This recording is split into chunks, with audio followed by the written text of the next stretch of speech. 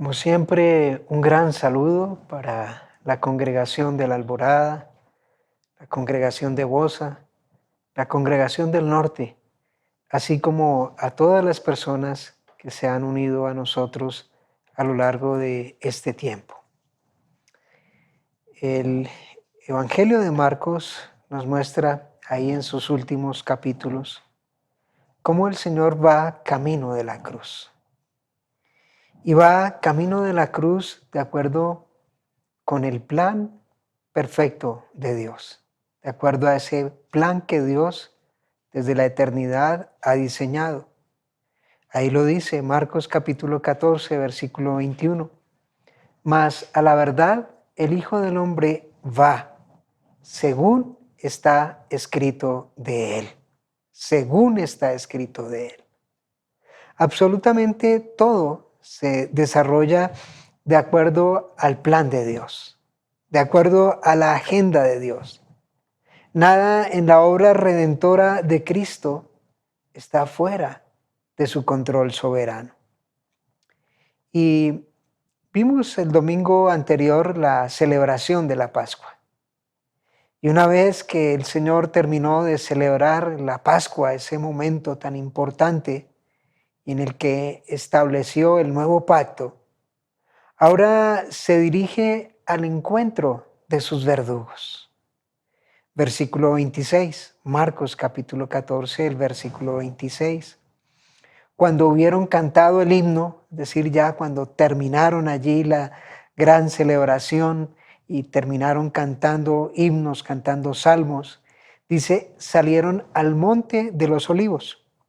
Y allí en el monte de los olivos iban a ubicar en el huerto de Getsemaní, donde el Señor tendría ese momento especial de oración y donde posteriormente llegaría la policía del templo a capturar al Señor. Y mientras van de camino, el Señor hace una advertencia a sus discípulos. Y esa advertencia es nuestro primer punto en nuestro estudio esta mañana. Todos me van a abandonar. Marcos capítulo 14, versículo 27. El Señor les advierte, todos me van a abandonar. Observemos ahí el versículo 27. Entonces Jesús les dijo, todos os escandalizaréis de mí esta noche, porque escrito está, heriré al pastor y las ovejas serán dispersadas. El término escandalizar significa apartarse, abandonar, tropezar. Todas estas ideas están involucradas en este término escandalizar.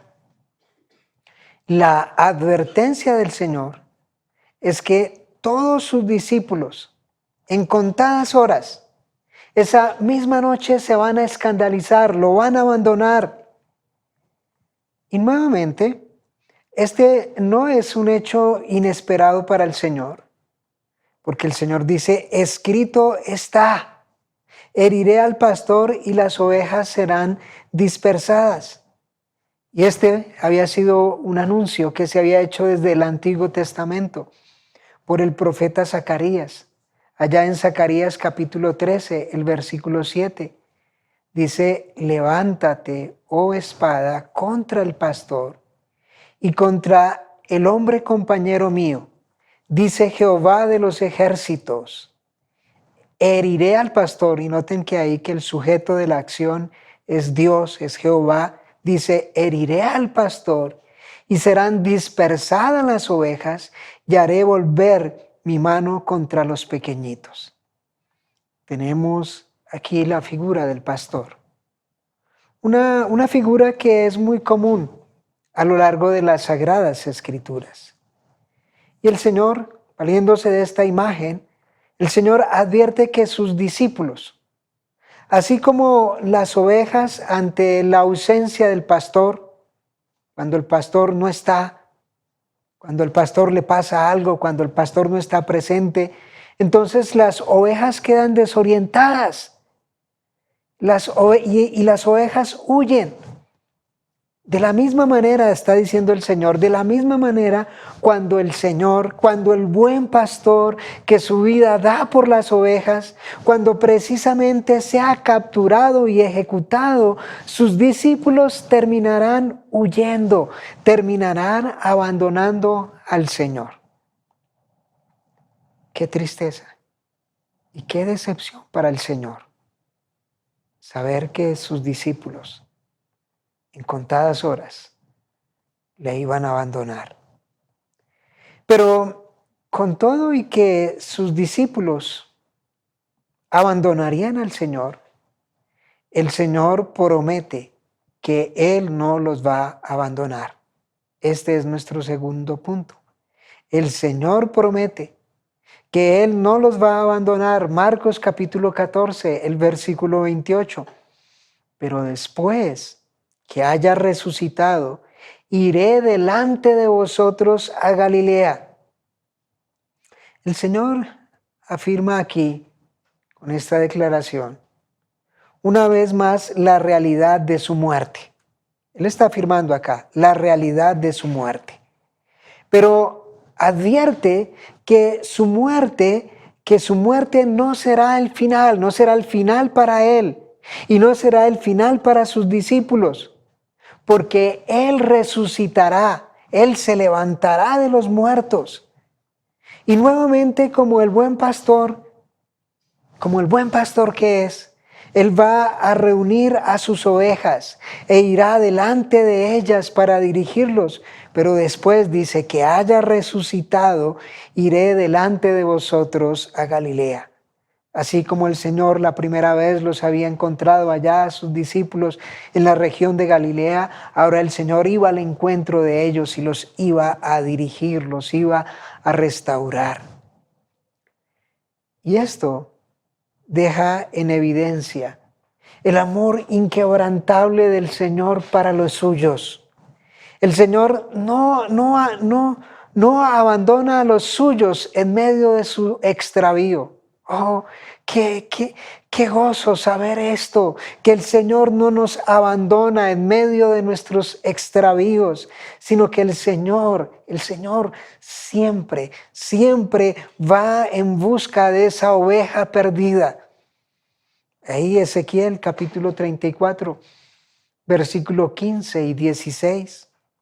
Ezequiel capítulo 34, versículos 15 y 16.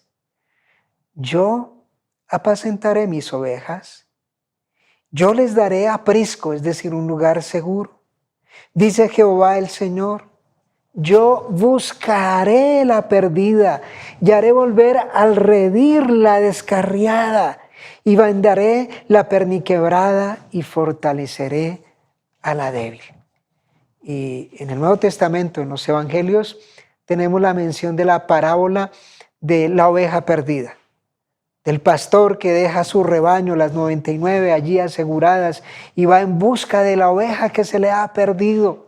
Esto es lo que hace el Señor en medio de nuestro extravío, venir en busca de nosotros.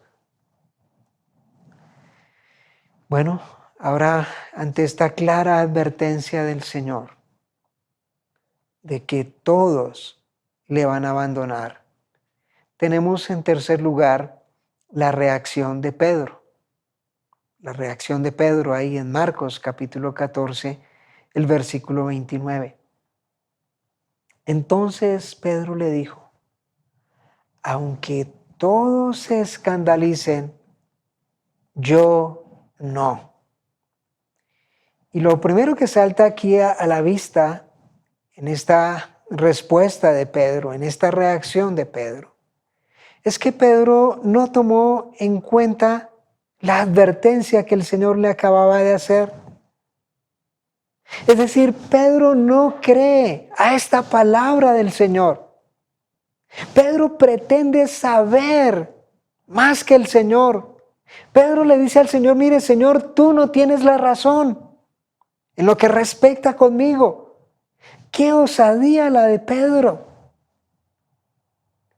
Vemos que es claro que el Señor aquí no hace ninguna clase de excepción con sus discípulos. sino que su declaración es bien contundente. Versículo 27, todos os escandalizaréis de mí esta noche. ¿Pero qué hace Pedro? Pedro, en abierta contradicción al Señor, declara, yo no. El evangelista Mateo, relatando este mismo hecho, deja plasmada de manera más enfática la tremenda confianza que se tenía Pedro. Observemos allá en Mateo, capítulo 26, el versículo 33. Mateo capítulo 26, el versículo 33. Dice, respondiendo Pedro, le dijo, aunque todos se escandalicen de ti, y mire aquí el énfasis de Pedro, yo nunca me escandalizaré. Pedro dice, bueno, seguramente que los demás se escandalizarán de ti. Es posible que sí, tú tienes esta razón respecto a los demás, pero en cuanto a mí, yo nunca me escandalizaré de ti. Yo incapaz de cometer semejante pecado. Qué confianza la que se tenía Pedro, ¿verdad? Su confianza en sí mismo es tan grande que no considera en lo más mínimo la posibilidad de abandonar al Señor. Pedro está completamente seguro de que él es incapaz de llegar a cometer este pecado de en un momento dado abandonar al Señor. Y esta confianza de Pedro revela su jactancia. Revela su orgullo, pero además revela el menosprecio para con sus hermanos, porque dice, aunque todos se escandalicen, yo no. Seguramente que todos se escandalizarán, Señor, de ti, pero yo no. Yo no porque yo soy diferente a ellos. Yo no porque yo soy mejor que ellos. Eso es lo que está implicando Pedro en esta declaración. Los demás sí, pero yo no. Entonces, ante la jactancia de Pedro, en cuarto lugar tenemos, o vemos acá, cómo el Señor llama de forma directa la atención de Pedro. Pedro se jactaba, Pedro decía, yo no. Entonces el Señor, en cuarto lugar aquí, llama la atención de forma directa, llama la atención de Pedro. Observemos ahí en el versículo 30. Y le dijo Jesús, de cierto te digo que tú hoy, esta noche, antes que el gallo haya cantado 2 veces, me negarás 3 veces. El Señor le dice, mire Pedro, escúchame porque no me estás tomando en serio. Y entonces el Señor, para llamar la atención de Pedro, primero introduce su advertencia con la expresión de cierto. Esta es la misma palabra que se traduce como amén, o literalmente, ahí en el idioma original es amén. Es decir, así será. Y con ese así será, el Señor introduce la advertencia que le hace a Pedro. Pedro, con toda seguridad que va a suceder lo que estoy diciendo, de que Pedro, con toda seguridad que tú me vas a negar. Pero miren el énfasis en segundo lugar. Te digo que tú. El Señor le dice que tú. El Señor primero había dicho que todos. Ahora se dirige de manera personal, de manera directa a Pedro. Le dice tú. Esto con el propósito de que Pedro tome conciencia de su jactancia. Tome conciencia de esta advertencia que el Señor le está haciendo. El Señor ya no dice todo, sino dice tú, Pedro, tú, Pedro. En tercer lugar, el Señor señala de forma específica el momento y el alcance de la negación de Pedro. Hoy es hoy. Esta noche. Y para mayores señas, antes de que el gallo haya cantado 2 veces, me negarás 3. Para que a Pedro no le quede la menor duda, el canto del gallo le sería un recordatorio solemne de la advertencia del Señor y de su propio pecado. Me imagino que después de negar al Señor, como lo hace más adelante, Pedro no quería escuchar cantar a los gallos, o cada vez que escuchaba cantar un gallo, recordaba su pecado. Y ante esta directa y clara advertencia del Señor, ¿qué esperaríamos de Pedro? Bueno, esperaríamos que Pedro reaccionara. Esperaríamos que Pedro creyera a la advertencia del Señor. Esperaríamos que Pedro reconociera su jactancia, que Pedro se humillara delante del Señor admitiendo que él era capaz de cometer este pecado. Esperaríamos que Pedro ante esta advertencia clamara al Señor para que lo librara de este pecado. Esperaríamos que Pedro hiciera suya esa súplica que el mismo Señor les había enseñado a sus discípulos. Allá en el Sermón del Monte, Marcos capítulo 6, versículo 13, el Señor enseñó a pedir a sus discípulos: y no nos metas en tentación, mas líbranos del mal, porque tuyo es el reino y el poder y la gloria por todos los siglos. Amén. Sí, Señor, que esperaríamos que Pedro reconociera y dijera: sí, Señor, yo soy débil, yo soy capaz de esto y de mucho más. Pero tú me puedes ayudar porque tú sí eres fuerte, porque tú tienes poder, porque tuya es la gloria. Ante la insistencia del Señor, se esperaría que Pedro dijera: sí, Señor, yo soy débil, por lo tanto soy capaz de este pecado y soy capaz de mucho más. Pero sálvame, Señor, porque tú eres poderoso. Sálvame, Señor, en tu gracia, en tu misericordia. Bueno, esto es lo que se esperaría de Pedro. Y esto es lo que se espera de nosotros en medio de nuestra debilidad. ¿Estamos haciendo esto mismo ante todas las advertencias que Dios nos da a través de su palabra? Pero ¿cómo reaccionó Pedro ante esta nueva advertencia del Señor? Porque ya era la segunda, la primera fue a todos, ahora fue de manera directa, de manera particular a Pedro. ¿Cómo reaccionó Pedro? Y aquí nuestro quinto punto. Pedro responde: primero muerto, antes que negarte. Es la respuesta de Pedro. Primero muerto antes que negarte. Observemos ahí Marcos capítulo 14, el versículo 31. Mas él con mayor insistencia, mire, él insiste, él está seguro. Él con mayor insistencia dice: si me fuere necesario morir contigo, no te negaré. Vemos cómo Pedro insiste en su confianza, en su jactancia. Y seguramente que Pedro lo hacía con sinceridad. Pero es que Pedro no consideraba su debilidad.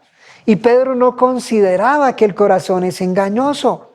Por eso Pedro insiste allí en su autoconfianza, en su jactancia.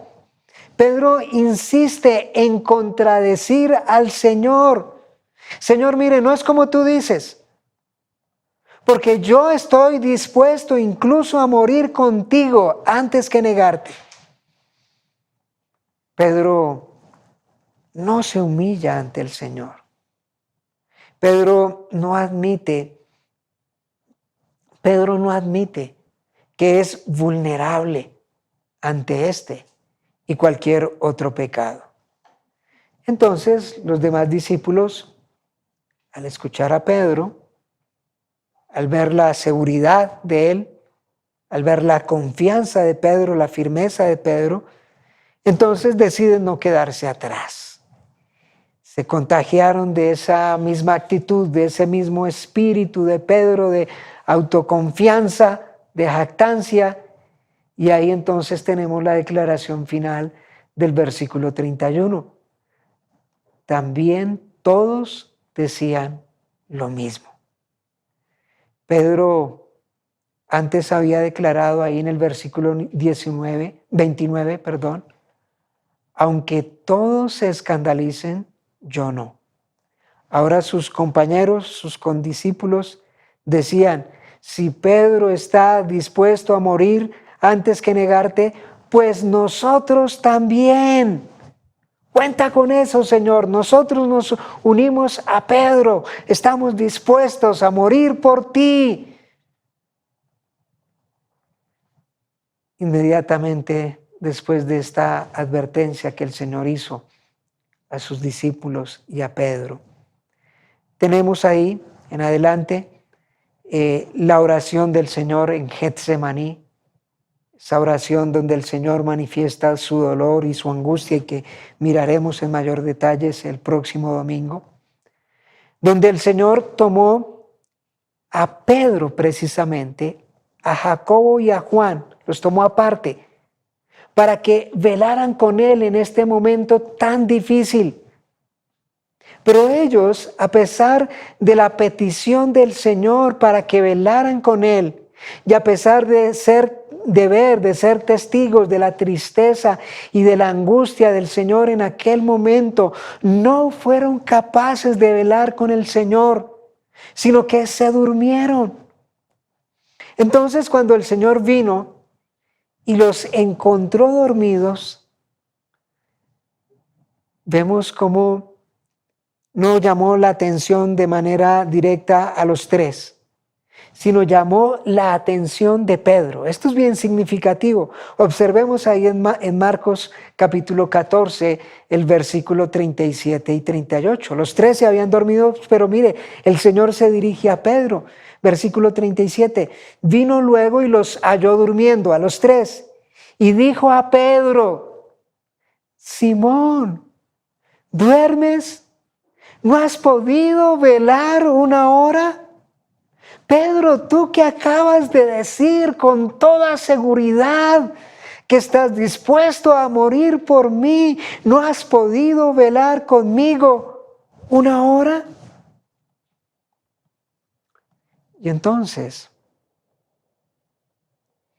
ante la evidente debilidad de sus discípulos y de Pedro, el Señor les dice, versículo 38, velad y orad, para que no entréis en tentación.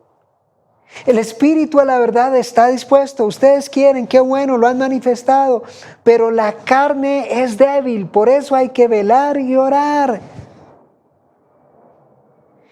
Y a pesar de todo esto, de las advertencias y de este nuevo llamado de atención del Señor, ¿en qué terminaron? Las promesas de compromiso y de fidelidad hasta la muerte. Tan pronto como el Señor fue capturado, todos sus discípulos huyeron. Marcos capítulo 14, versículo 50 dice, entonces todos los discípulos dejándole huyeron. Pedro, sí, un poquito más valiente, le siguió, pero de lejos.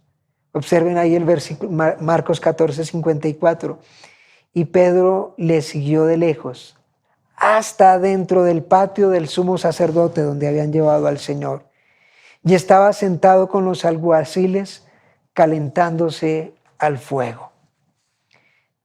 Pero cuando Pedro fue identificado por una de las criadas.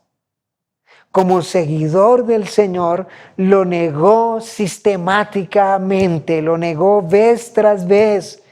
Y ahí Marcos capítulo 14, versículos 71 y 72, en la última negación de Pedro antes de que el gallo cantara por segunda vez, dice allí cuando nuevamente fue confrontado, entonces él comenzó a maldecir y a jurar, diciendo, no conozco a este hombre de quien hablas, de quien habláis.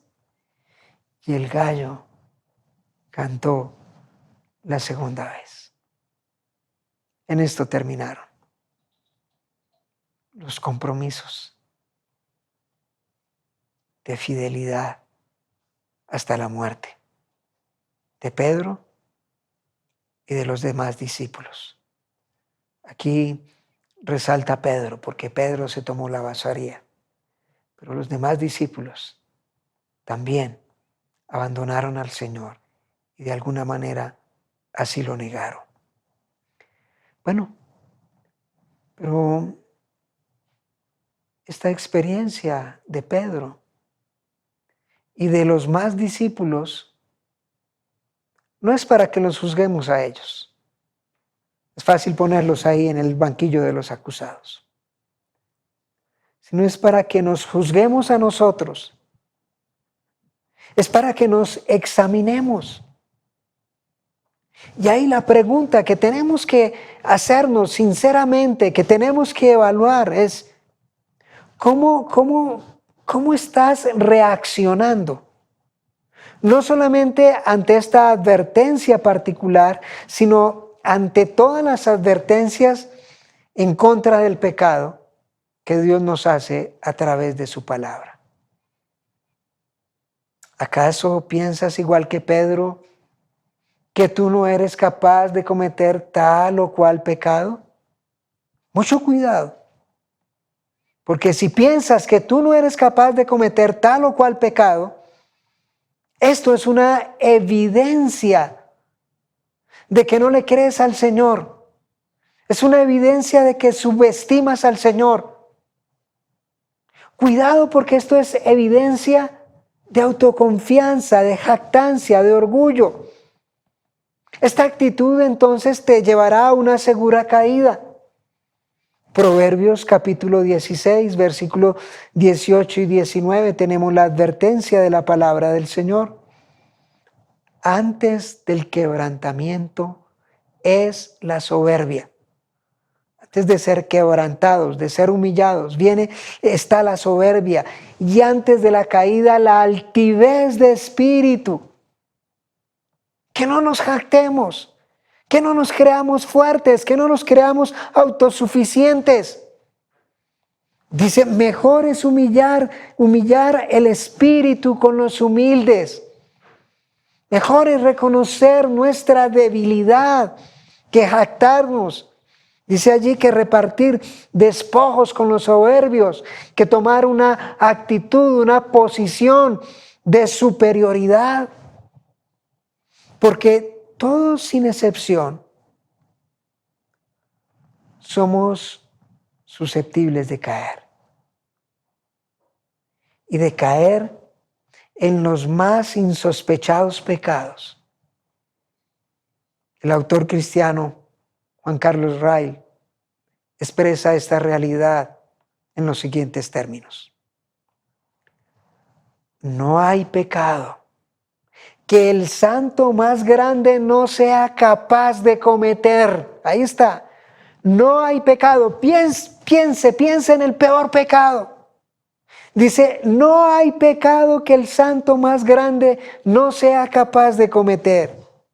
Si Dios no lo sostiene en su gracia y si Él no vela y ora. Y le podemos añadir, y huye. Dios nos manda expresamente a que huyamos del pecado. Huid de la fornicación, nos dice el Señor allá en 1 Corintios 6, 18. Huid de la idolatría en 1 de Corintios 10, 14. Tenemos que huir del pecado, velar, orar, rogar la asistencia del Señor y poner distancia con el pecado para no negar al Señor. Y tengamos en cuenta que el pecado, cualquier pecado que sea, es sinónimo de negar al Señor, de negar la veracidad y la autoridad de su palabra. Tenemos que reconocer cuán frágiles somos. Tenemos que reconocer que no podemos. Tenemos que reconocer que separados del Señor nada podemos hacer, sino que estamos condenados al fracaso. Tenemos que reconocer que necesitamos permanentemente, todo el tiempo, de la gracia del Señor para poder enfrentar esa diaria lucha que tenemos con el pecado.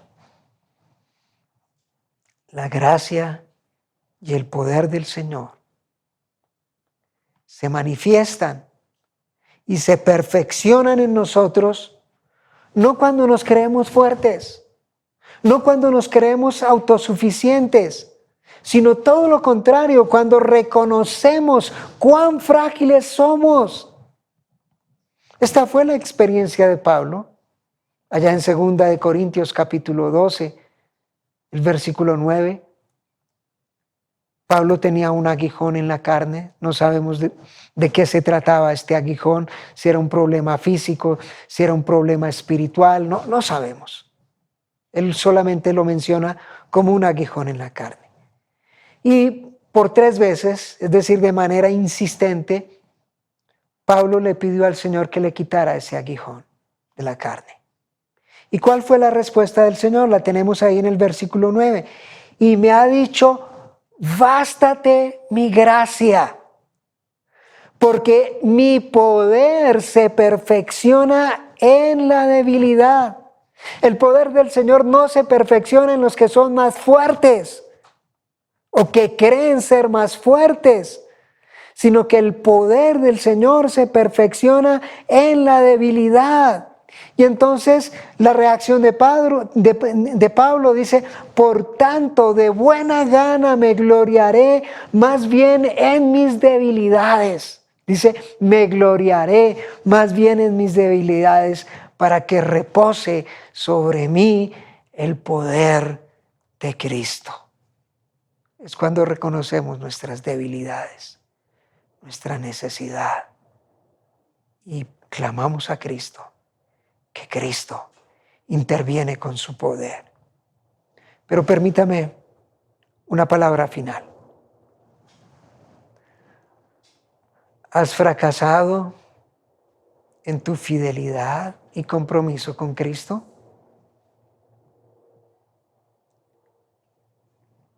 Hay buenas noticias. Este no es el final. En Cristo hay esperanza para ti. Podemos notar en el relato del Evangelio que el Señor no desechó a sus discípulos por haber huido. El Señor no desechó a Pedro por haberle negado de esta manera tan directa y sistemática, sino que el Señor lo restauró. El Señor siguió insistiendo con estos débiles y pecadores discípulos. Insistió con ellos a pesar de sus repetidos fracasos. Y esto nos muestra que el Señor está dispuesto para restaurarnos, para perdonarnos, para que empecemos de nuevo. Hoy Cristo, en medio de nuestro fracaso, viene una vez más a nuestro encuentro. Y viene a nuestro encuentro porque nos ama. Viene a nuestro encuentro porque nos quiere limpiar, purificar, perdonar. Nos quiere restaurar para que empecemos de nuevo y vivamos para Él en santidad y en obediencia. Oremos. Señor, reconocemos de un lado nuestro orgullo, porque no somos diferentes a Pedro, porque de alguna manera estamos convencidos que nosotros no somos capaces de llegar a cometer ciertos pecados. Y por eso estamos siempre dispuestos a juzgar, a mirar y a criticar a aquellos que caen en determinados pecados. Pero Señor, ante este testimonio de tu palabra, ayúdanos a ver nuestra fragilidad. Ayúdanos a ver nuestra necesidad de ti. Ayúdanos a humillarnos delante de ti para que tu poder, para que tu gracia se manifieste de una manera extraordinaria. Y te damos gracias, Señor, porque no nos abandonas en medio de nuestro pecado, en medio de nuestros fracasos, sino que hoy nuevamente vienes a nuestro encuentro para restaurarnos, para perdonarnos, para hacernos nuevas criaturas. Rogamos, Señor, porque podamos abrazar esa manifestación de tu gracia y que en fe y en arrepentimiento hoy nos volvamos a ti. Te lo rogamos, Señor, en el nombre de Jesús. Amén.